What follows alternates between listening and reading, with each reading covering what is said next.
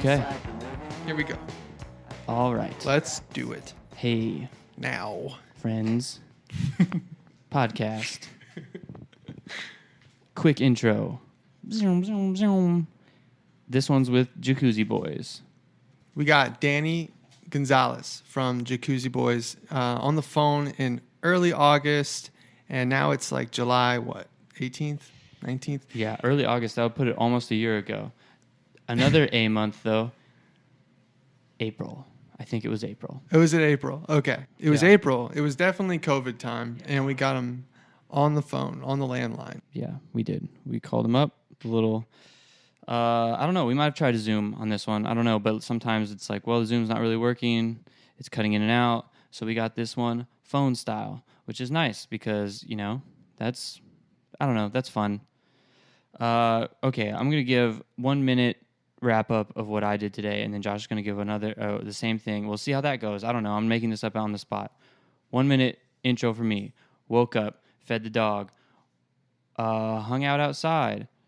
Checked on the grass seed that I'm planting. This is all very exciting. Went on a dog walk with the dog, a short one. She doo-dooed at the end of it. I didn't have a bag. Where's the bag? I don't know. It was in my pocket. I look around, no bag. Make sure nobody's looking. We escape into the night. And by the night, I mean day because this was like 2 p.m. We come home. Josh is here. Hey, I'm like, sorry, I got to go. I peace out, go around the corner, find the bag, pick up the doo-doo because I'm a champion. I come back. Josh is here. Now we're inside. Waxer has completely annihilated a stick on the inside of the house on a rug, and I'm going to have to clean that up later. Here's Josh's. I woke up. I went back to sleep. I woke up again. I made breakfast. No, I didn't. I didn't make breakfast. I ate leftover pizza from last night. And then I exercised a little bit, so I didn't feel so bad about myself. And then I watched Psych 2, which I'm a little embarrassed to say, not because it is Psych, because I like that show, but because it wasn't that great of a movie. And but that's just my opinion. And then I went out and bought some flowers, and then I went home and cleaned a little bit while listening to other people's podcasts. Then I get in the car and I drive here to see Shelby with the huge poop scenario that he described earlier. Yeah, totally. What a bananas scenario. Wow. It was crazy. I mean, but that's just the thing, you know, like I live a wild life and it's, you know, sometimes it's like I forget that it's not as crazy as this, but you know, when you're in the machine like we are and it's just when the movie comes out, one thing after the other, it's wild. They'll be able to tell. Yeah. Yeah. Yeah. It was a Home Depot bag too. I ran out of doo-doo bags, like regular like, you know, the ones that are made specifically for poop. Man. So this was like a Home Depot bag, which made the whole scenario even crazier. Yeah. You had to really MacGyver that one. Yeah, it was really, wow. Luckily, I came to help. And it's funny too, because you don't even realize how crazy it is until you're retelling a story like, wow, that was so bananas. Yeah. But, I can't believe this is a free podcast. Yeah, me neither. Really. That's the thing too. And you know what helps to make it free is our sponsors. So, you know, we should just get into it and tell you about the sponsors now, I suppose. Now, Monkey Nest Coffee is my favorite coffee place to go to, and, you know, it's open. So, like, I've been going there during the COVID. I wear my mask to the table, and I've been there. It's delicious. I use the Couch Radio Podcast offer code, get that 10% off. And yeah, if you're in town, do it. If you are online, you can order their coffee on the line. So Couch Radio Podcast to check out, 10% off. Next sponsor. Nest It. Next sponsor is Waterloo Records. Now, Waterloo Records is one of those places that sells records. And you know what I'm talking about when I talk about those places. They basically, I'm just saying that they have records and CDs and, you know, things like that. Like a lot of cars and laptops don't even have drives for the CDs anymore. But for those of you like me who are driving a mid-90s model, guess what? They're catering to your needs. You can be listening to CDs still. So thank you, Waterloo. Also vinyl, which is an even, you know, I don't know, an older, I guess, form. They've got all the old forms. They probably have some sort of new-fangled listening devices in there, too. I don't know. There's a lot of stuff in there. A lot of it's over my head. They have socks. They have other trinkets. And apparently, according to Josh, they have an app. Yeah, they're doing online and curbside right now. And I actually called the owner the other day, and he was saying that any help and appreciation or any help would be appreciated. So like if you guys are looking for some vinyls or socks or cassettes, hit them up at waterloorecords.com. Yeah, get on there, check it out, support some physical business. It's nice. I think Jeff Bezos needs a few more shekels too, and I think we should give him some money. But also, spread it around a little bit. Give it to some other people too. So Waterloo, definitely an opportunity to do that. All right, it's time to give the people what they want. Here's Danny G from Jacuzzi Boys.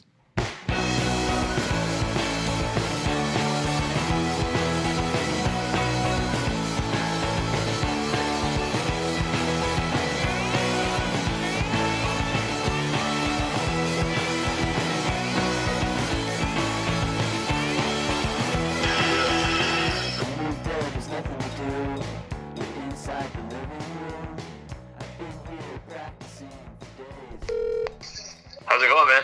Good, man. This is Josh, and so this is my voice. Yeah, and this is Shelby. All right. Just so you know. Cool. Wait, what's the other name? Shelby. Shelby. Cool. Yeah, man. It's good to talk to you. How's it? What's the weather like out there? It's all right. It's a little cloudy today, but I don't know if you're asking the overall big question of how things are, or like literally how things are, but I think it's weird just like anywhere else. But as far as the weather, I guess it's also a bit weird, cloudy but kind of sunny. Yeah. I'm just trying to visualize. But on that note, what's it like? Were you guys were about to be ankle deep in tour, right? But now everything's changed. Yeah. Hey, so wait, just are we rolling? This is it, right? This is it. Yeah, we're cool with that. All right, cool. Just making sure. Yeah. We would have been. I don't know. The first date was April 9th, I think, is when we were meant to leave. So yeah, we would have been, whatever, like a week or so into tour. It's weird to think that you kind of get yourself in this sort of headspace right before you're about to leave on tour, and it's always like. I don't want to say it's a bit of a drag, but like leading up to it is always like kind of stressful. You're like, oh man, all right, here we go. And you think of all the sort of like little missions you're going to be involved with. And then once it sort of starts, you're like, oh yeah, this is great. And then it just feels like once you're a week in, it just feels like, well, we can just kind of tour forever, really. It's like you kind of get in that zone. So yeah, it's weird to like sort of like start prepping yourself to go on tour. And then you're stuck in this limbo. It's like, well, are we going? Are we not? Like, things could. I mean, this is obviously going back a bit, but we were like, I don't know, things might clear up, And then it's like, oh no, definitely not going. So it's like a bit of a kind of a mental roller coaster, where it's like, do I keep sort of prepping myself for this trip, or do I just let it go, or do I not? Do I kind of like? It's weird. Yeah, totally. I mean, so you guys have been doing the band for quite a while, like since 2007, right? Yeah. Which actually is funny that now that I'm talking about it, I'm just realizing that the last tour we went on was a European tour, and there was a big hurricane that was heading towards us, and in the last minute, it kind of went up the coast. What was the name of that fucking storm now? I can't remember. What was the last big hurricane that came up the East Coast? Whatever. I don't remember now. So you guys were gone when this was happening? Well, no, it was all it was the same. It was like very similar. I mean, it was just like a lot closer to actual like game time. But like we were like, are we going to Europe? Are we not? Are we going? Flights were being canceled. Flights to Fort Lauderdale were being canceled. It was just north of us. But like flights out of Miami were still flying out. But we were like, this can't be right. Like this makes no sense. Like of course we're next to get canceled. So it was basically like to the day that we were like, I guess we're going. And like we were at the airport, and you're looking out, and it looks like super gloomy and crazy, and it's like all wet, and you're like, are we really about to fly out right now? To like, but like it was totally fine. But it was like also this weird kind of like mental limbo where it's like, are we doing this? Are we not? You don't even know how to like what you should be doing. Like, so I keep preparing. Is it a waste of time? Yeah. Sure. I mean, I'm sure you have like, your your tour life, and then I'm sure you're doing other stuff, and like you kind of are like in whatever home mode, you know, and like you said, I'm sure that's like a weird adjustment. So now you're in this like quarantine, should be on tour, but are at home mode. How's that going? I gotta say, man, I've you know, considering all that is kind of like there was like this sort of like, bit of a mental roller coaster. It's kind of like, are we gonna do this or not? But like, yeah, once we kind of like realized like that, I gotta say, my personal experience, and it goes without saying, putting aside all those terrible things that are happening around the world, is, you know, obviously death and people losing jobs and businesses going under, all that, it goes bad and fucked up, and sure. And yeah, like not cool to say the least. But my personal experience has been all right, man. I can't really complain. I've fully enjoyed the sort of like staying at home and just like enjoying whatever, just doing what I do at home, whether it's like just watching a movie or reading or just like playing guitar, or like I've got an occasional bike ride. I'm on my own or whatever. Or like, it's been nice, you know. Yeah. Like, yeah, I haven't like felt like, you know, I text with some friends and people are like, oh man, I'm kind of going crazy. Like I feel so cooped up. I want to get out. This shit sucks. And like, I can't get those feelings at all. Like sure, it's been like a little like, oh man, I wish I could, like, I want to get some food. Oh no, fuck, right, I can't do that. I gotta, like, I can't go to a restaurant, or I can't go whatever, you know, certain things that you like realize that like, all right, it's not like that. I don't have that option right now. But yeah, I don't know. I can't complain, man. It's been all right. You know, I mean, I'm also kind of, I feel like I spend a lot of time alone anyway, so it wasn't that much of a change for me. Like, I live alone. I spend a lot of time at home. So it's kind of, it just feels like a bit of an exaggerated version of what I kind of already do. Gotcha. Well, it just sounds like you're just a well-adjusted dude. Like, this is the test, and it's like, oh, you're not crazy. Yeah, no, yeah. I feel like some people have a hard time being alone, but which is fine, you know. I don't know, like, but I'm also like, I don't think I'm like antisocial in that sense. Like, I could like go out, like, I mean, I like going out as well, but I do, like, I go to the movies alone all the time. I don't mind going out to like eat alone. I mean, it sounds like I enjoy it. I just like take a book and like sit and like sit at the bar, whatever place, and like eat and read. And it's like, I feel totally comfortable being alone. I don't have that sort of like, oh no, what do I do? You know, what do I do with myself kind of vibe. Right. So you're thriving. Yeah. Yeah, I'm sorry. Yeah, exactly. Having said all that, though, I would like things get back to normal. I'm not sort of like I'm not pushing for this to stay this way. You know, I think people need to get back to their regular routines and work and stuff. And obviously it's like fucking a lot of people up. So I don't want to like, I'm not pushing for this this way, but you know. No, yeah, totally. You mentioned playing guitar at home. Are you do you have a big hand in like the songwriting process for Jacuzzi Boys? Yeah, I mean, I guess we all kind of do. No one, I think in the very early days, there were some songs written that were brought by, you know, Gabriel would have like a full thing, like, hey, here are the lyrics, here's the song, it's done. Like, everyone just kind of learned your. I mean, it wasn't. He would have like the guitar part or the chord changes, whatever, set, and then everyone kind of just do their own thing.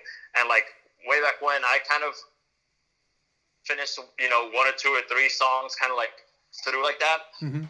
But that hasn't happened in like years. I mean, for the most part, it all comes from us jamming together and Gabriel basically just like improvising a melody, and then we kind of like set lyrics to that, and then kind of like tweak it as we go. But yeah, so I feel like in a sense, everyone has a part in the songwriting, you know, and as we're doing that, sort of like as we're going through the jamming process, you know, everyone chimes in on like let's change here, let's do that part longer, let's do it shorter, let's add a thing here, whatever, you know, like the vocal thing should be better if it, you know, could be better if it was like this. Everyone participates in that, you know. Yeah, so in a sense, yeah, I feel we all kind of like sort of write together in a sense. Gabriel definitely writes all the lyrics, and then I occasionally kind of like look them over and do like edits here and there, like, you know, things that I find like could be like kind of easier to sing in a certain way. But yeah.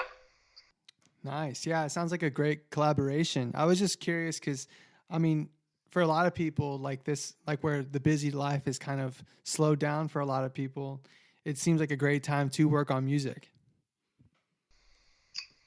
Sorry, I lost you there for a second. Oh, I was just saying it seems like a great time to work on music because all the busyness of life, it seems like for you, has kind of slowed down, and it might just be a nice time to be creative, you know? Yeah, definitely. It kind of sucks because this would be an ideal time to be getting together and practicing or whatever, you know, you want to call it, jamming. But I guess we're not really supposed to do that, you know? Right. So it is kind of like, oh shit, man, this would be great right now. You know, I feel like we could probably get a lot done. Yeah. But you know, whatever, it is what it is. You know, I guess we'll have to get back to that, you know, whenever we can. Yeah, it's funny. This whole thing almost feels like there's been like times where I've just been like, man, you know, I've got time off and so-and-so's got time off. We should go somewhere. And then it's like, oh, like you can't do that. You can't do anything, you know, but it feels like there's these opportunities, like it's an opportunity. Exactly. That's kind of what I was saying about like food or something, you know, it's like I went for a bike ride, last week. I went down to South Beach and, you know, I don't know if you've ever been, but I'm sure you have heard, no, whatever. Obviously South Beach is a very like busy area, typically, especially on the weekends, you know, it's like, right.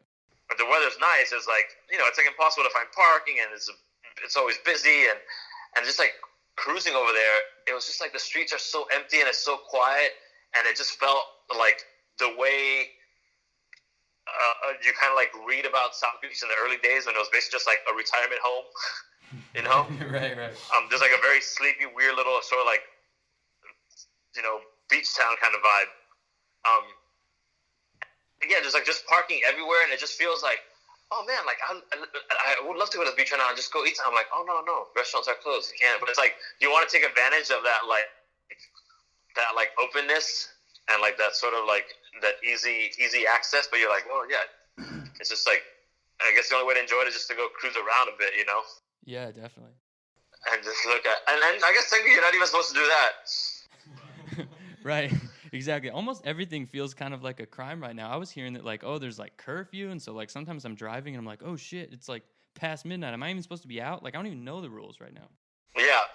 Yeah, they're always changing. Yeah, I'm kind of saying like, I was out on that bike ride and like, I post a video on Instagram or whatever, a story thing of me being on a bike, and I'm like, and it just seems so like, oh yeah, cool. This is like a cool thing. It's, oh man, the streets are empty. It's just crazy. It's almost for like anyone that's like from Miami that hasn't been out to the beach. That's kind of like the way I approach it. I'm like, oh man, look at like Lincoln Road. It's like completely empty. Like it's so crazy. It looks so eerie, you know? And I like post a video about that because I just find it so kind of like cool and bizarre. But then I'm like, oh man, is that not a good look? Should I be like out? Am I like, right. Am I not staying home right now? Yeah. Am I the problem? Yeah. But I don't know, man. It's just kind of like, I have a mask on. I'm, it's like I can't be contributing to this thing, like I'm right. Sure. Yeah. But then we'd have a problem. So it is a slippery slope. Yeah, definitely.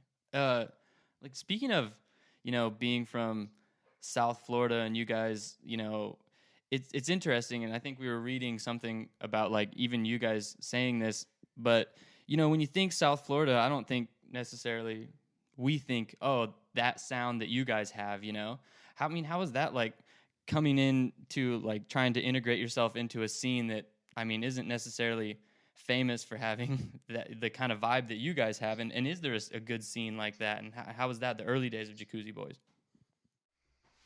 Yeah, well, I think that's definitely the vibe when like a sort of like outsider's perspective, and I think that's totally like normal, and not that it's like not warranted, but like I think if you're from here, there's always been like rock and roll bands down here, and like rock and roll is just like sort of again the general terms, like everything from like sort of noise to weird punk bands to like heavy bands to pop, whatever, just like anything that falls under that umbrella, whatever. There's just always been all kinds of music, And unfortunately, like, I think it's a matter of like geography that a lot of bands don't make it out, because it is a bit of a pain in the ass. It's like, you got to like travel, whatever, I don't know, what is it, like 10 or 12 hours to get to like out of the state, basically. I guess it's not out of the state. That's like to get to Atlanta, I'm thinking, Right, I see what you're saying, though, yeah. So we've seen, there's been so many bands over the years, even from way before I was in a band, just from when I first started going to shows, that didn't really like, weren't able to like, quote unquote, do anything. I mean, they were like, doesn't make, they're still a killer band, but they didn't put out records, or they didn't tour, or they didn't get any sort of like national attention. But it's not because they weren't killer. It's just like, it's like it makes it a bit trickier than like living in a city that I feel like you have easier access to tour, and there's always bands, and like the bands obviously don't always make it down here, so you don't have this like the constant dialogue with the rest of the country that like a lot of other major cities do. But I feel like if you're down here, it's always been there. This is like, we have like a really sort of famous venue called Churchill's. It's like in Little Haiti, and it's been around since the 70s, like 79, I think they started doing shows. And it's never stopped, and they've always had bands. It's kind of like, a lot of people consider it the sort of like CBGBs of the South, because it is like a total ultimate dive, shithole kind of place. Yeah. But it's an amazing, beautiful, like there's like nothing like it. It's like, I mean, it's by far our favorite place to play. I think it's like, I'm biased because it is like our hometown spot.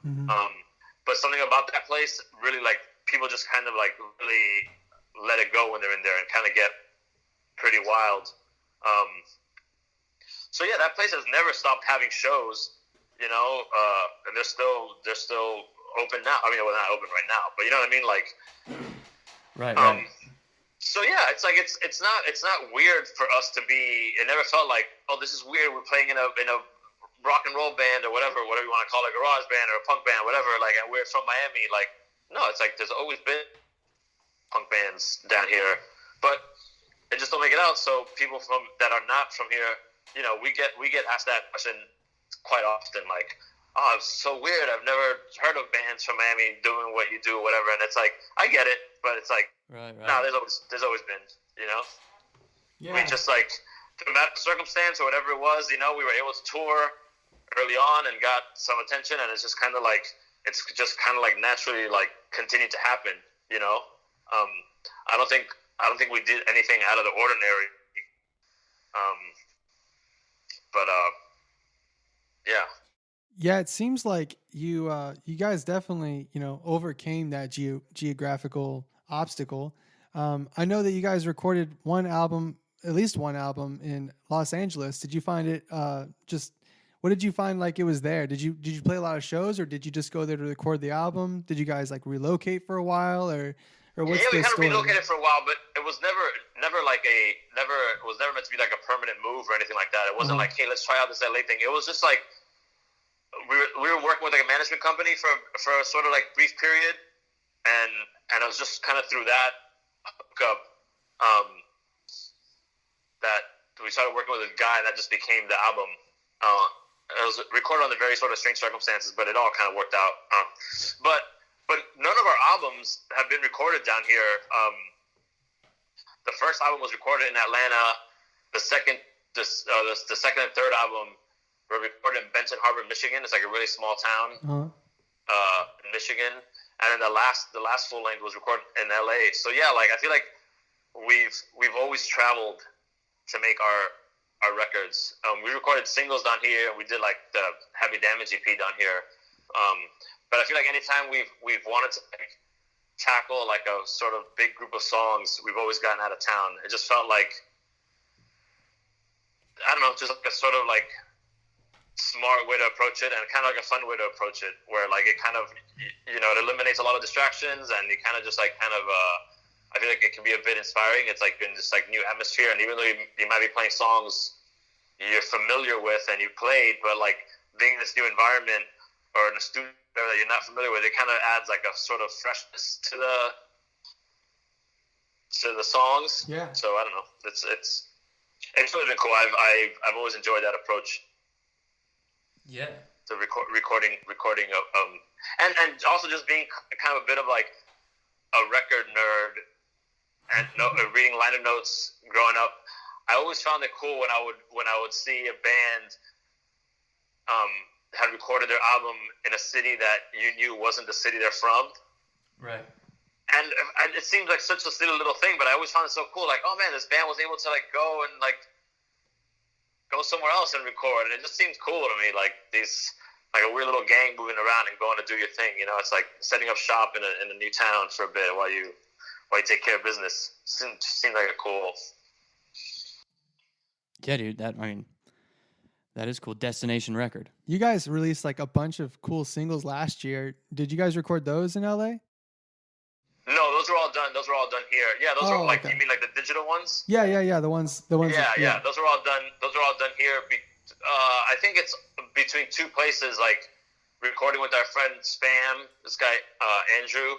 Mm-hmm. He has a home studio, and he's played like in a sort of long-standing band called the Spam All Stars. They're kind of like a Latin. It's I don't even know how to describe it. They're very like, it's like this Latin kind of Miami bass meets Latin sort of jam band kind of vibe. They've been around forever. They're like, the dude is like one of the coolest dudes you can meet. And he has like killer gear at his house.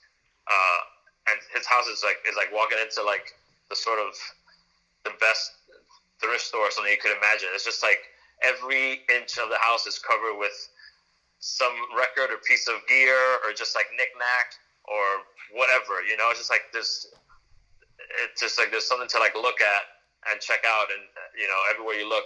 And he makes like great coffee and you know, whatever. So it's just like a cool vibe to record over there. And then some of the other ones we recorded with our friend Ryan Haft. And he does, I don't know if you guys are familiar with the band Torch. They're another like South Florida band. It's kind of like a heavy band. They've been around for quite a while too, and they're another band that's like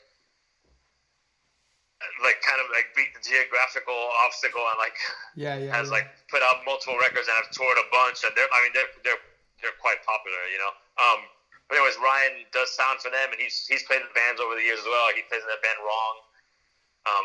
That's like his most recent band. But he's like a killer engineer. He works out of like a studio kind of like in North Miami. That he shares with some other people. But yeah, those were all done here. Cool. Yeah. So do you guys like? Are you guys you just writing the stuff together, or are you like demoing stuff out at home and then like recording for real somewhere else, or like? No, you know, I don't think we've ever done that ever. I think as far as like our demo would be like, I mean, I guess now we all have smartphones, so it's kind of like, hey, like, okay, we kind of have like the song is basically done. You know, it'll be like, all right, turn on your voice memo and put like the phone at a you know, far enough away where it's not gonna like sound like it's crazy blown out, and let's just like play the song, and then we can like listen back to it.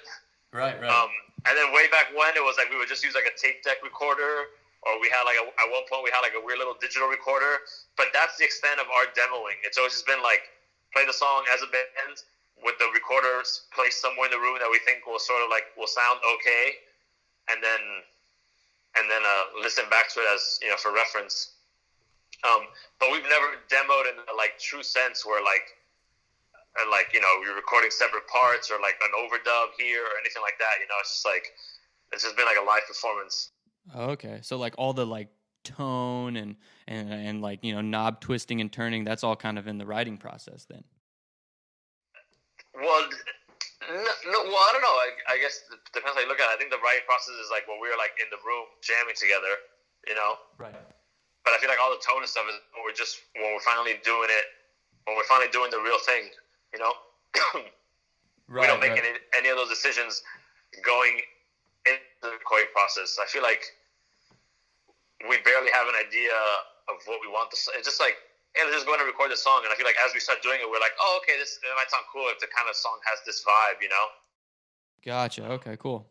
But yeah, we kind of like, and we've always encouraged everyone that we've recorded with to like be as hands-on as they want with ideas or approaches, whether they're like recording ideas or like even just like song ideas or whatever, you know, like we've always encouraged that. It's not like we're never like too precious about our stuff, you know. Yeah, that's important. It's just like, hey, if you think, you know, song wise, if you think something should be different, let us know. And then as far as like recording wise, like just go for it, you know. Yeah, man, that's great. Like, it seems like you guys have if something is like is wildly, it's sort of like not what we imagined. Well, actually, no, because that's happened where it's like not what we imagined, but it worked out. But I don't know. Like if something is like way off base, like, oh no, we're not into that, and we're like collectively none one's into that, then yeah, obviously we'll like speak up. But for the most part, it's just kind of like, yo, do your thing. We've always worked with people that we're familiar with, and we know the other stuff they've done. So it's not like a sort of blind. It's not like a blind date vibe. Right. Gotcha. Where it's like, I hope this works out, you know? Yeah. Weren't you guys like on a label? I read this somewhere. Like on a label, and then you decided like, you know, I feel like we could just do it ourselves, and you created your own label? Yeah, the second and third album were on a label. They were on Hardly Art, which is like a subsidiary to Sub Pop. Sub Pop, out of Seattle. And then we were gonna do the last record with them as well, but then due to a bunch of other stuff, it's just like not that exciting to talk about. Whatever. It was just kind of like they were kind of on board, but we were kind of on the fence about it. And then we were just like, you know, never mind. Let's just like, I think we can just like put it out ourselves, and like if we can get distribution, then I think we'll be okay. You know. Yeah, it seems and also, I don't know. I feel like it's not like we've ever sold like a ton of records. It was always like kind of press a record, we sell some we sell copies, and then it's like whatever, we go on tour and sell records. So it was like, you know, if we could like press a record and get it into some stores, and we're gonna go on tour anyway, like it just seemed like that's kind of okay. I mean, it's being on a label does make things, in our position at least, makes things a bit easier because just with PR and stuff. I don't know, whatever. But it's worked out okay. I don't know. I'm not like. Yeah, Shelby and I talk about that a lot. Just it seems like in this day and age, you don't really need a label, and I don't know. It's just cool that you guys are doing things yourselves, and it seems like you have a really cool crew of people in Miami that you trust and like you can make great music with. So that just seems like a killer situation. Yeah, we're actually putting out, which it hasn't been announced yet officially, but whatever. I don't really think it matters. But hot take. We're putting out a single on Third Man, some stuff that we recorded, 2 songs we recorded with that dude Ryan I was telling you about. And that should be out sometime soon, but I don't know. Obviously, things are kind of delayed and weird because of the current situation. Mm-hmm.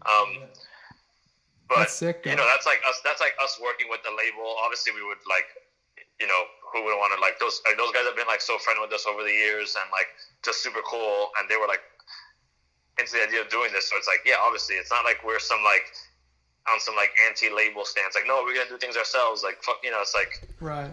And like, and then like a year ago or something, I don't know, a while back, we did a split with our friend D.A. Stern. He's like a LA songwriter guy. We each covered a Beastie Boys song. Oh, okay. A Beastie Boys song off of the album Hello Nasty. It was like for the anniversary of the album, like 20th anniversary, I guess. And that label Slumberland put that single out. So yeah, like if opportunities present themselves to work with the label, like yeah, we're and it makes sense and it feels cool, then we're on board. But like if not, then yeah, it's we'll just do it ourselves. You know, it's like no. Yeah, 100%. I just think it's like it is a myth. It seems like that you need a label, and it's just cool that you don't like whether you have a label or not. You guys are keep pushing, and I mean, just personally, Third Man, I feel like your street cred's going through the roof right now. Just put something on Third Man. I love that. Yeah, I mean, we did a live record with them quite a few years back. Mm-hmm. One of those like Blue Room live records that they record straight to. Oh, okay. That was like quite a few years ago. So yeah, we've known that whole group for a while now. And yeah, it's kind of cool to do something like a studio thing with them. You know, like a studio recording. single. I'm excited. I'm really excited for that. Nice, man. So you guys started back in 2007. How'd you guys get started and like meet each other? I met those guys through a mutual friend. He was like an old friend of mine. But Gabe and Diego have been friends since like high school, I guess, or they like, I guess high school. They might have known each other earlier, but I guess they sort of became friends in high school. So they've known each other forever. And then they were hanging out with this friend of mine that I knew before they knew him, and it was kind of just like that connection, just from being out, and then like they were hanging with this guy, and I met up with them, and then just started sort of chatting. And I had to, they were a two-piece before I joined the band for a few months, and I saw them play a show at this weird like warehouse space, some super random location way back when. And I thought it was awesome. I mean, like, at the time, like they were basically just like learning how to play the instruments, and not that much better now. I mean, like we can get to the song without fucking up most of the time.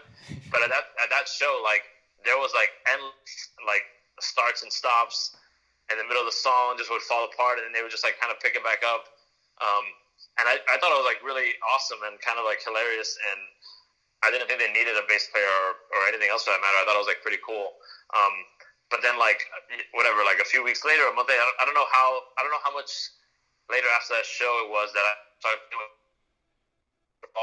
we just happened to be hanging out one night, and Gabriel had asked me if I played bass, and I was like, well, I had never really played bass, but I kind of played guitar. I was like, well, I can, but I was like, I remember trying to convince him that he didn't need that they didn't need a bass player. Being like, no, it's cool. Like, it's totally like, it feels right, And he was like, no, I think he just was like, had it in mind to have someone else on stage or just make it sound a bit fuller or something, So I was like, all right, well, if you insist. And I thought it was cool, so I was like, well, whatever, I might as well. I kind of had some time at the time, and I was like, yeah, I hadn't played music in a while, and I was like, all right, well, I'll try it out. I think we took like, it's kind of funny because I think we took a band photo, which, man, I think that picture is gone, and it makes me sad to think about, but it was like a Polaroid picture that I think Gabriel's younger brother took of us.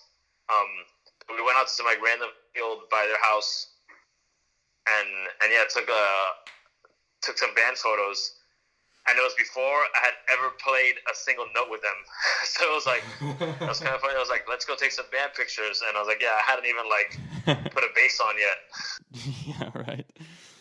That's what's up. It's an interesting dichotomy going from like because like playing out as a two-piece, I mean, like me and Josh, we play as a two-piece. And it's just interesting because some people are like, hell yeah, it's cool that it's just two. And then like you get a lot of times people are like, man, you guys would be cool if you had a bass player, like, so it's kind of weird. I mean, like, I feel like you're always gonna that's always gonna be, I mean, with anything, and I feel like over the years people have told us, oh man, you'd be cooler if you had another guitar player because you could do, because on recordings sometimes there's like, or most of the time there's overdubs and lead part or whatever, and like obviously Gabriel can do both those things, Mm-hmm.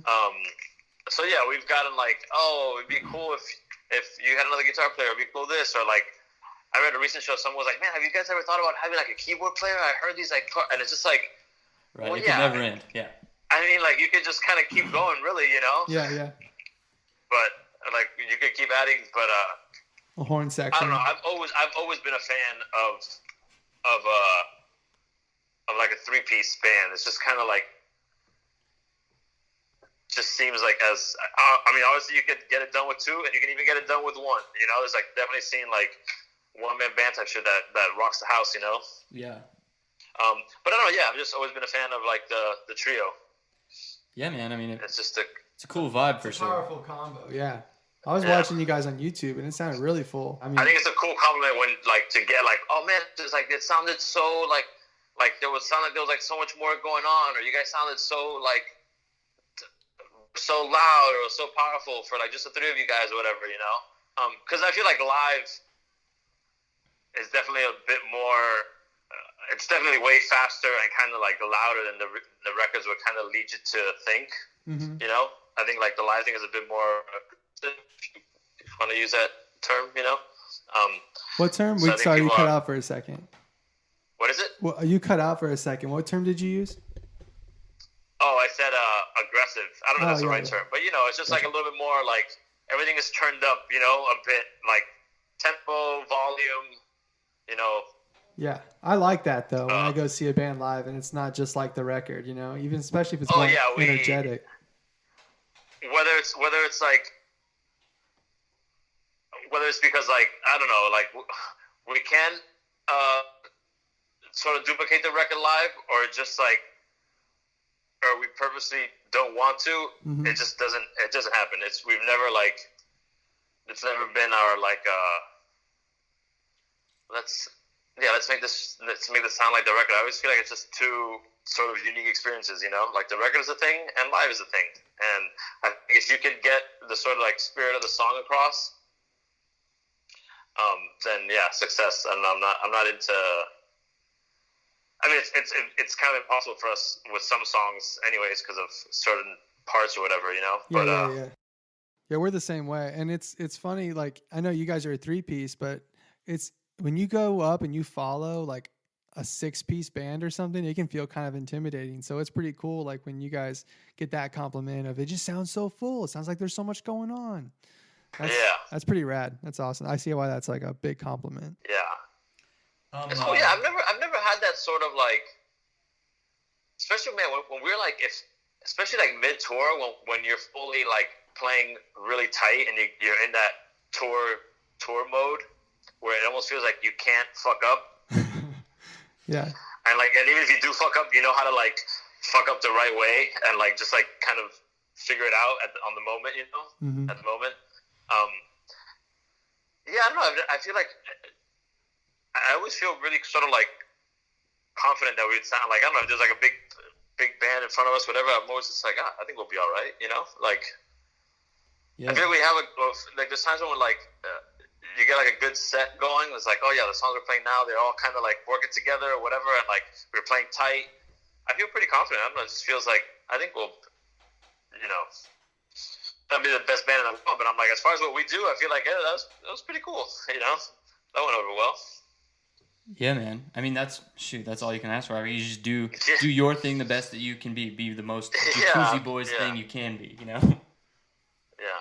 But I can remember a time, especially on the first tour, some of those early tours, where it kind of felt like, I don't know, you can sort of like see how it could be better, or you'd have a bad show. I mean, I don't know, we still have bad shows, you know, that I feel like that never kind of goes away, you know, whether it's for whatever reason. But just early on, you can just feel like you're still trying to kind of trying to figure stuff out. And you didn't, I don't know, I feel like I wouldn't get on stage with that sort of like confidence of like, all right, yeah, we got this, you know, we know how to. But now it just feels like, I mean, not that you're not trying to still figure stuff out occasionally, or there's new songs and you feel like, oh, I hope this kind of goes over well, or I hope this works out. But like, yeah, I don't know, it's like a little, there's a bit more of like I think maybe it just comes with time as well, but it feels like, all right, whatever happens up there, I think we got this. we'll be able to, we'll manage. I think we'll be. Right.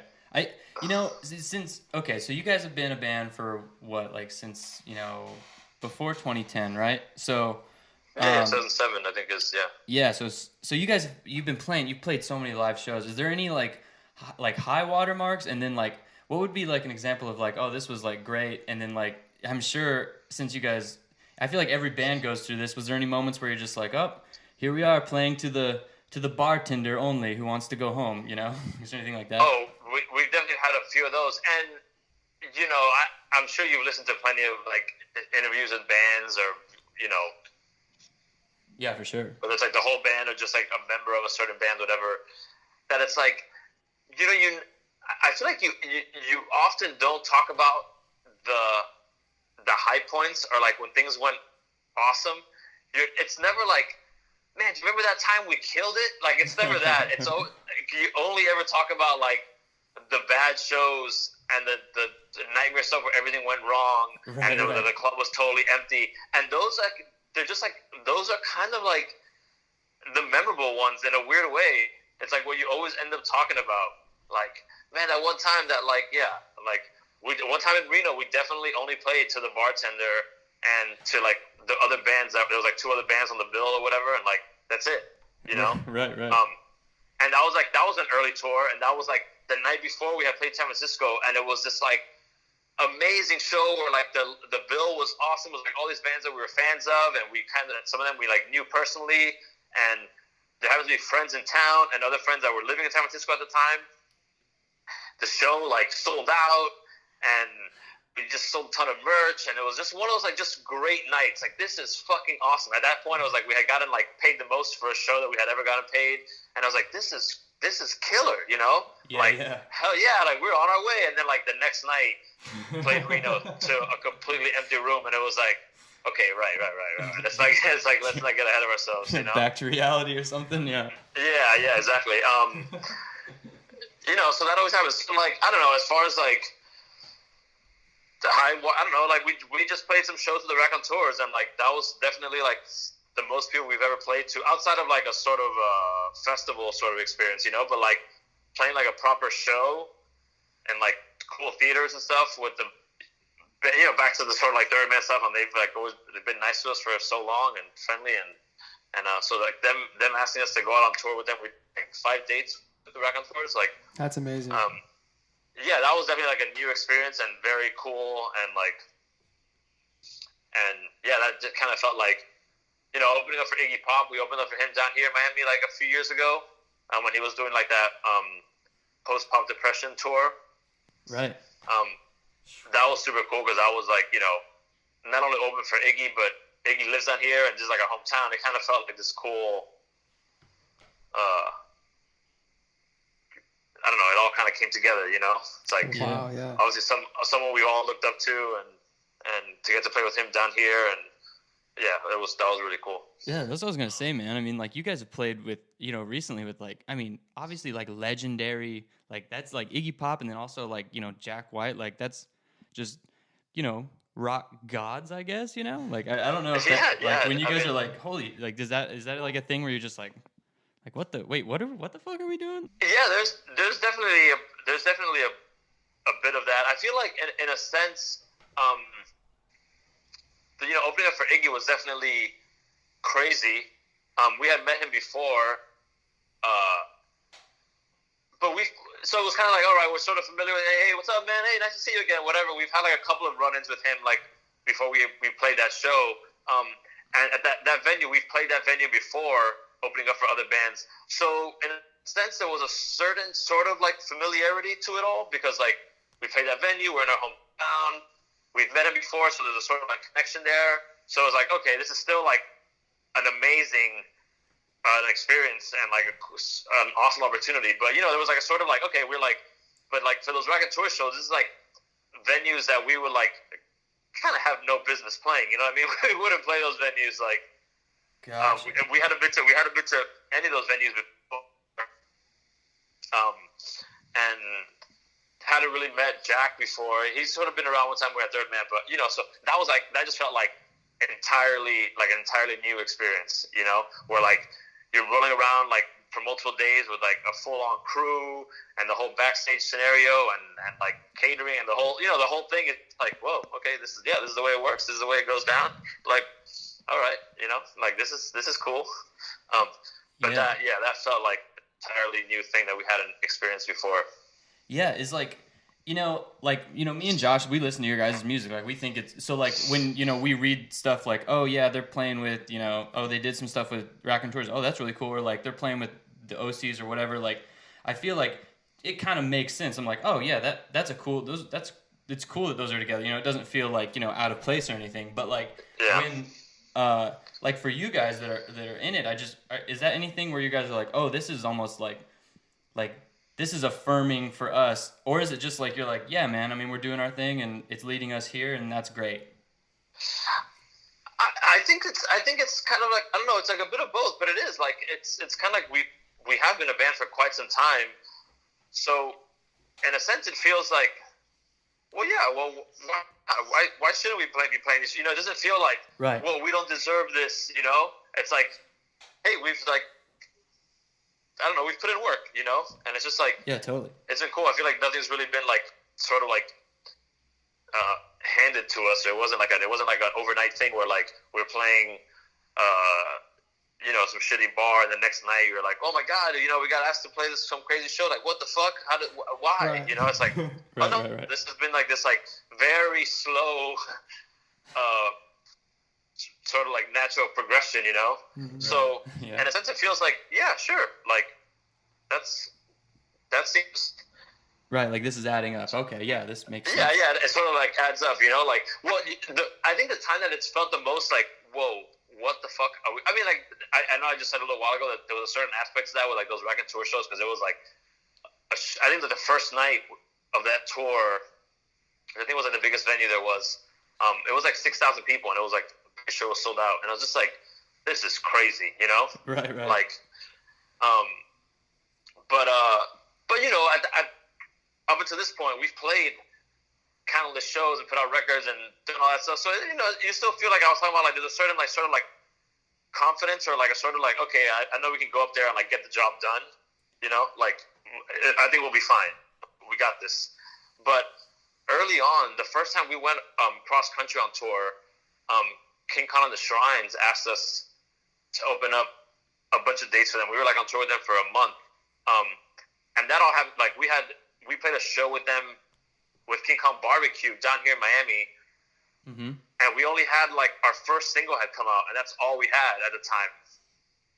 But we really hit it off with those guys, with King Kong and Mark and stuff. So we played Miami with them, and then we went up to Orlando and played with them, and then they were going to play St. Petersburg, and one of the bands on the bill dropped off. Something happened, and they were like, "Hey, do you guys want to play the St. Petersburg show? Like, you can." And we were like, oh shit, okay, cool. Like, so we went up and did that show with them as well. And like I said, we kind of just like hit it off, and that was late 2007. I'm pretty sure, or no, yeah, it was late 2007. And then like January of 2008, we went on our first tour on our own, and then later that year, like, King Kong asked us, like, hey, do you want to open up some shows for the Shrines? But we still only had like one single out, and that felt like, I feel like we barely had a set together, you know, like like getting like 30 minutes together of music was like a stretch for us, you know. And playing that tour and playing some real venues with them was kind of like, holy shit, what are we doing? Like, we're playing these like real rooms. We barely have songs, and at that point we're just like having to play any song that we have that's done, whether we think it's a great song or not. It's just like, fuck it. We have no. You just gotta go up there and like Right. play it, you know. Like, so that I remember that tour feeling like, man, we're in over our heads a bit over here, you know, and it all worked out, you know. Yeah, that's kind of cool, man. It probably, I don't know. I mean, like, maybe it forced you guys into like, oh shit, we have to figure some stuff out or something. I don't know, you know. Yeah, it's just kind of, I mean, you have no choice. You're just kind of like, well, you better fucking do it. I don't know, you know, like, right. You know, now it's like a bit easier. Like, you know, you have songs where you can pick. Oh no, not that song. I don't like the way that song's sounding. Whatever. Like, let's do this one instead. This one feels better. Whatever. You know, like, people kind of like, you know, obviously for the Rack and Tour shows, the majority of the crowd is there for them. But you know, there are some fans of ours in the crowd. So like, you know, you have some support. At that time with the Shrines, like, no one knows who the fuck we are. You know, very, very, very few people do. So it's like, you're getting up there with barely any songs, and no one knows who you are. So it's just like, oh, Jesus Christ, you know? Like, right. Like, let's get through this thing without, you know, completely falling apart. But, yeah, that felt a little, Well, that that's was a little cool. scary at times. Those are both like two amazing examples of just like times where you guys just got exposure, you know, like just to a whole fan base that like didn't even know you, you know, and that's Oh, for sure. You know, that same year that we did the Shrines tour, I think that was over the summer, and then that fall,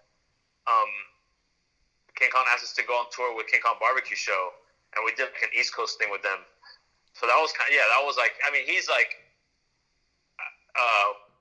we always call him like, he's sort of like our like rock and roll dad in a sense, but he's like, from the moment we met, he's been like super supportive, and you know, taking us out on those two tours, like, for sure helped us out a lot. And I was like, we had to like learn quickly and obviously expose us to like a whole bunch of people.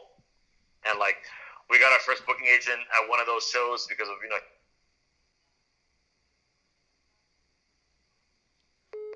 Oh shit. We lost Danny. We just lost him. Here we go. We're giving him the quick call back, and we'll see how it goes. You know, this is all live. This is real time. Quarantine. Oh, hello? Hey, man. Shit. Yeah. Yo, we lost you. It dropped. Was that me? Was that, oh shit, I didn't realize. That was just Verizon. I blame Verizon. I don't know. Anyways, yeah, I don't know the last thing you heard, but I was just saying that, yeah, he definitely hooked us up with like inviting us out those 2 times. You know, it definitely like helped us out quite a bit. And Yeah, is it happening again? you hear me or no? Oh, okay, you cut out for a second. You cut out for a second. Yeah, we But got that's nervous. awesome, man. Especially since you like respected that guy, you know, and just having that affirmation like right off top, and having that guy believe in you is probably really easy for you guys to, or easier for you guys to believe in yourselves, even when you didn't like have a set together. Yeah. It's really kind of funny. Like, it's kind of like a funny story related to that. But like, I think you could probably find some pictures if you search deep enough online. But like in the very early days of the band, we all would kind of dress up a bit wacky or something. I don't know, like what we thought was maybe psychedelic. Like, yeah, we like would wear like, it was like, there's even a picture of us wearing some sort of like ponchos. Sometimes we'd wear some sort of like face paint type of thing, and there was like whatever. It was just like definitely like some stage clothes kind of involved, and not our everyday street clothes. Right. And I think he's definitely a fan of that. Like, he dresses like a fucking freak, like stage, like on stage or off stage. You know, he's just always like, he can't help it. You know, but I think he was definitely a fan of the band. But seeing us that first time when we played together in Miami, seeing us dressed up all fucking weird and playing the song, he was like, oh hell yeah, he was like all about it.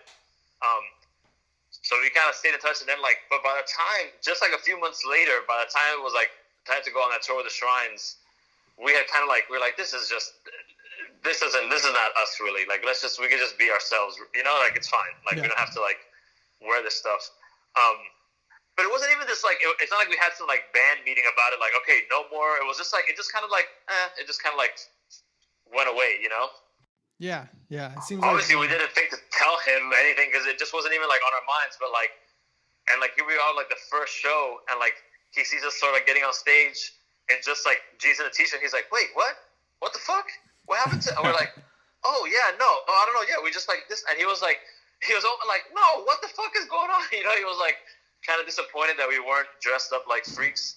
But he quickly just like, all right, well, fuck it, you know. But I do find that he was like, I think in his mind he thought, because like, you know, the Shrines, they all dress up wild. There's feathers and there's like this whole show. So I think in his mind it would be this like huge traveling circus of all these like freaks dressed up all crazy, and then it's just like us in like, you know, jeans and a button shirt or a t-shirt, and he was like, no, that's not what I had in mind. Right. But yeah, well, it seems like when you find something that's not really you, it kind of just it takes the test of time a little bit. You know, see what kind of, you try it out, and what goes away, what stays, and you kind of figure out your own self and your own sound and your own look and everything. But yeah, I think we probably were into the idea of like dressing up like it'd be a weirder thing. But I feel like maybe for us it was also a bit of like, if you're kind of like self-conscious or not too sure about what's going on, sometimes putting on some sort of like costume or outfit can like make you feel like you're not yourself on stage. So there's like, you kind of create this like weird barrier, like a shield, you know, that allows you to sort of be this other person. But I guess as you know, I don't know. That was kind of just like, well, it's fine. We'll manage by just dressing up the way we normally do. Yeah, totally, man. Well, thanks so much for your time, man. Thanks for taking the time to just, you know, chat with us and you know, let us spend a little bit of your quarantine with you. Yep, no problem, man. I'm glad. So wait, I noticed that the cost at where are you guys at? Austin, Texas. Oh, okay, cool. That's what I thought, because I know we were meant to talk the last time we were in Austin, during what is it called? Levitation Fest. Yeah. Yeah, but I saw the phone number said like Indianapolis. Yeah, we're originally from Indianapolis, but we moved down here, so our phones are still, they're still true to our roots. Got it.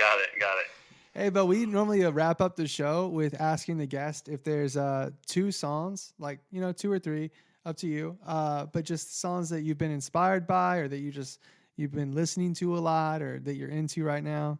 And we just like putting people on the spot. So do you have 2 songs that you can think off the top of your head that you've been listening to? I'll say the band Dr. Feelgood, She Does It Right. Okay, cool. Definitely gonna make it on the playlist. Yeah, and I'll say which I was never a fan, but because of this playlist that someone made, but I just want to get the song. Wait, give me 1 second, because I don't even. Give me 1 second. Hold on. No rush. This is all part of putting people on the spot. It's Aerosmith, "Sick as a Dog." I know that song. Okay, yeah, I don't know if I even know that one. Sweet. It's off the Rocks. It's off the Rocks album, and like, man, I've never really been an Aerosmith fan. As far as like, and I've read so many interviews or whatever. People like cite them as like, oh man, the early Aerosmith, they were so cool and it was so like nasty and like, fucking sleazy, whatever. I'm just like on paper, it sounds like exactly what to be into. And every time I've tried to give a listen, I'm just like, it's not that I hate it, but I'm just like, I don't know, this isn't really like, that isn't really doing it for me. And that song was like on this playlist, and like hearing the context of that playlist, all of a sudden it was like, dude, this song fucking rips. It was just like this, like, it just felt like a great Stone song or something, which I guess is what their vibe was early on. I don't know, but Yo, that's interesting. Yeah. But yeah, I feel like everything could probably go on and on with other songs, but I feel like it's just been a nonstop listening to music all these days, so a lot of it just kind of like more. I'm just like, I kind of forget. Just like, I've watched so many movies in the past like month or something. I'm like, what did I even watch? What was what? I'm like, yeah. It all blends together. Yeah, it's all just like one big. I'll give you one more. There's I don't know if you've ever seen Tom Waits. He did like a concert movie called Big Time. Okay. And it's kind of like there's like concert footage, but also these weird little like set pieces where he acts things out. It's kind of weird. There's a bunch of clips on YouTube. But anyways, the first song on that album is 16 Shells from a 30-06, and like that live performance and that song. Like the past 2 days, I've become like, I've listened to that song so many times. It's like, it's just such a cool groove. I know Tom Waits is kind of like, some people kind of can groove with it. Some others are like, can't get down with it. They think it's too weird or something. Right. But this is like a pretty rockin', straightforward song. Sweet, dude. Yeah, man. Well, I'll definitely have to check that out. It's interesting. I've been listening to like, it's just weird how songs will just come around and like all of a sudden you're hearing it with some different ears or something like that. Maybe it's quarantine years. Quarantine years are bringing people to Aerosmith, Yeah, exactly.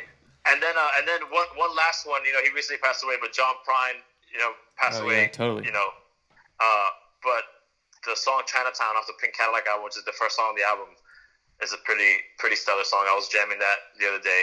I like when I get stuck on these songs and it just kind of like you kind of play them back like 2 or 3 times in a row. That's like, you're like, oh yeah, I could listen to that again, or like, I'll do that one more time, Yeah, man. Well, great. I mean, honestly, that's sweet. We would love to add some John Prine to the playlist. We've been waiting for that. So awesome. Yeah.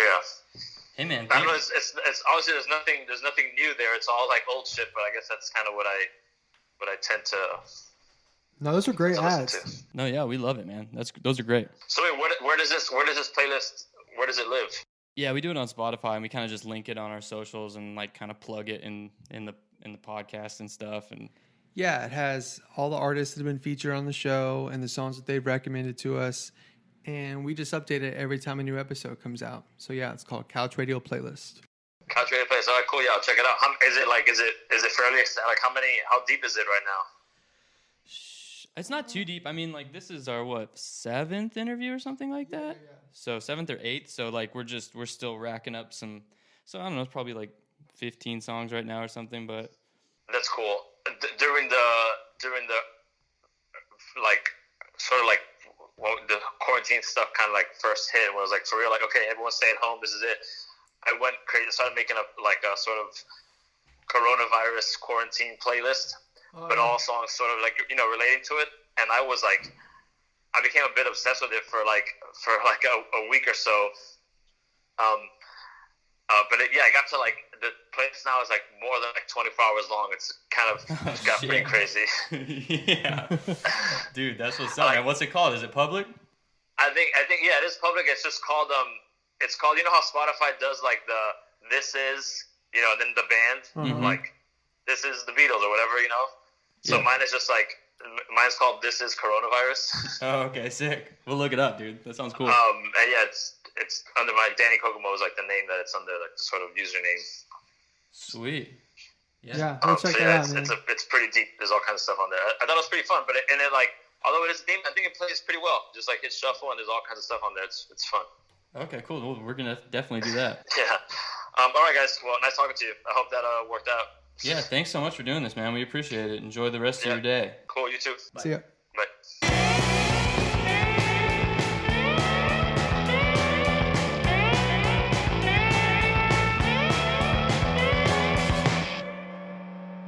Get the little bag of coffee, put it in your little grinders. Just delicious.